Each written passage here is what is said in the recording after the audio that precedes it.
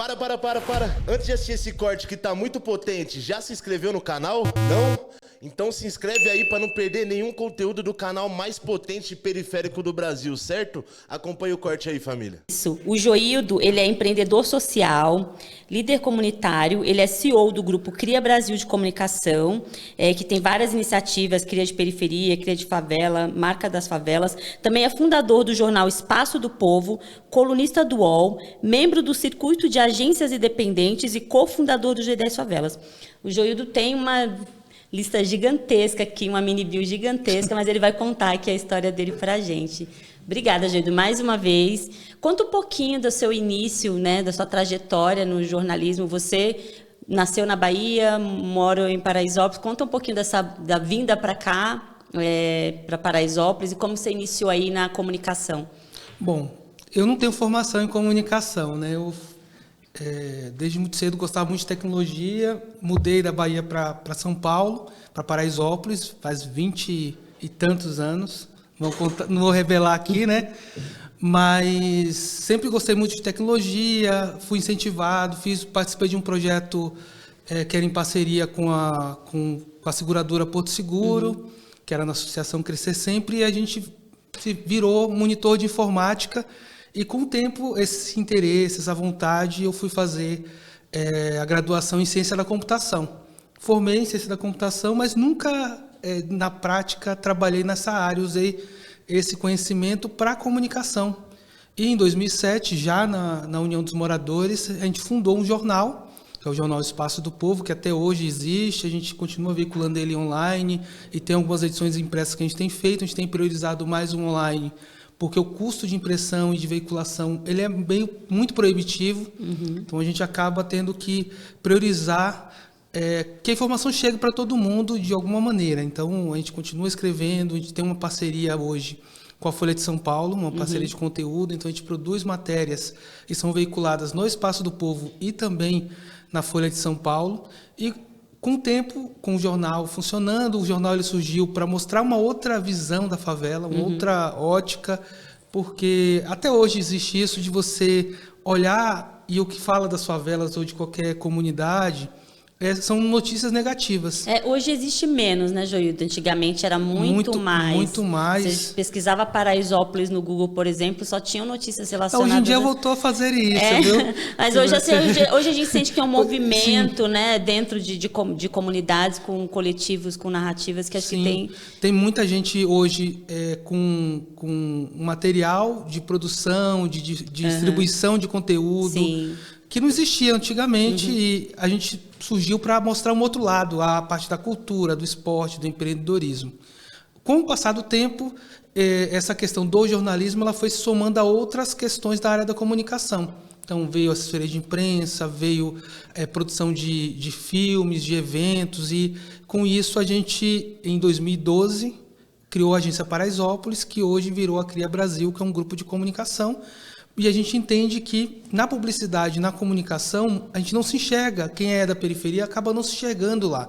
Não está sendo retratado da forma, pelo menos não da forma certa. Porque quando alguém fala de periferia, pensa um pouquinho numa periferia do Rio de Janeiro, por exemplo. As pessoas vão associar ou ao funk, ou a uma mulata, ou alguma coisa assim estereotipada do que é aquela realidade. E a gente quer mostrar que tem isso, mas também tem outras coisas. A favela ela tem o branco, tem o indígena, tem o asiático, tem o estrangeiro. E tem o negro, tem a mulher, tem tudo. Então não é só mostrar um retrato recortado também. Então a gente não pode, a fim de mostrar, hoje dar oportunidade, gerar desigualdade. Então a gente quer criar oportunidades para que todo mundo esteja ali. Então, com o tempo a gente foi desenvolvendo essas habilidades e buscando qualificar mais essa mão de obra que existe na favela. Hoje existem muitas produtoras mesmo, com capacidade, com expertise, com conhecimento que as agências tradicionais têm e que antes não tinha. Porque para ter alguns equipamentos é algo que, para você ter financiamento para ter aquilo, é muito complicado. Você falou de conhecimento, mas e tem o diferencial também, né? Porque tem o conhecimento das agências, mas também o conhecimento de dentro, né? Da comunidade. É diferente de fazer. É diferente de fazer a partir da vivência, a partir da experiência própria do que tem ali naquele local. Porque muitas vezes o que se faz é só reproduzir mesmo. Então você pega assim, você quer fazer um filme mostrando uma favela, mas você quer repetir sempre as mesmas linguagens. É a questão da malandragem ou da criminalidade. Aquela imagem estereotipada, né? Sempre um retrato distorcido. Distorcida. Porque, de fato, você não vive ali. Então, quando a gente até brinca lá na CRIA, no nosso manifesto, que às vezes a pessoa fala de 17, do baile da 17, as pessoas acham que é uma rua. Acham que é uma coisa desse tipo. E não é. Tem uma história ligada a um dono de um estabelecimento, de um bar que existia aqui. E quem vive, e quem mora, e quem conhece, sabe disso. E que a Rua 17, na verdade, não se chama Rua 17, não, né? A Ernest Renan com a Herbert Spencer, a Rua da Feira. Então, se você fala assim, eu quero ir na Rua do Baile, a pessoa pode até te falar que é a Rua da Feira. Sim. Mas você fala assim, onde é que fica a Rua 17? Ele vai dar risada de você, porque você não e é por desconhecimento mesmo. E não é para brincar, zoar e tal, mas é para a gente ver que só vai mudar isso com convivência, com relacionamento. Então, a gente quer trazer quem vive em outra realidade, quem tem acesso aos bens financeiros, para poder ajudar a desenvolver o local. Não adianta. As mulheres não vão vencer o machismo sem os homens.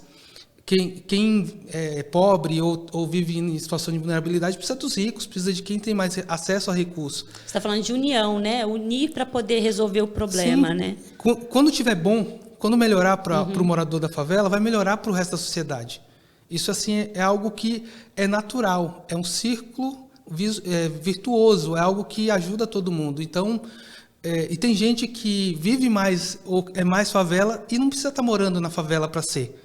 Que isso é uma coisa também, uma divisão, né? Antigamente existia uma discussão assim, de que as pessoas falavam, você não é daqui, você não tem lugar de fala para falar sobre isso.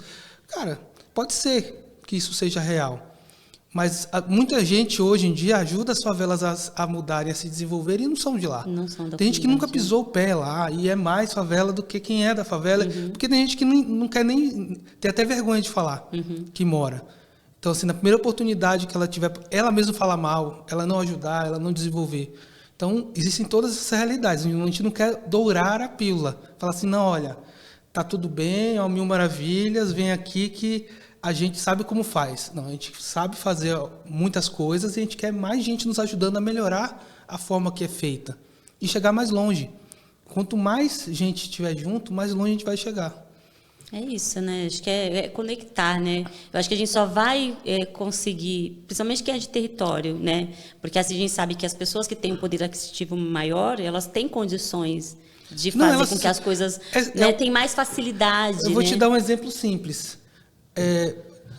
Todo ano existe uma conferência chamada Brasil Conference, que acontece em Harvard, nos Estados Unidos. Lá você vai encontrar, como se fossem pessoas comuns, os bilionários, os donos de banco, políticos. E essas pessoas estão acessíveis ali para quem está naquele espaço. Então, muitas vezes a gente não tem acesso àquele espaço porque a gente nem sabe que existe.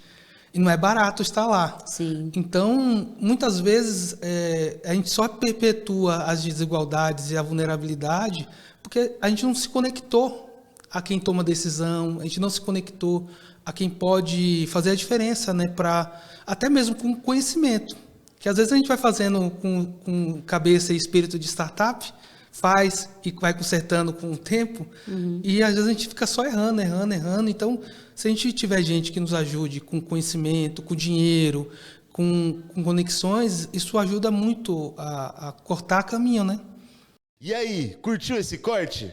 Não se esquece de dar o like e ativar o sininho, porque na moral, família, não custa nada e fortalece muito o nosso corre. Ajuda o YouTube a entender que o nosso conteúdo é relevante, certo? Até a próxima.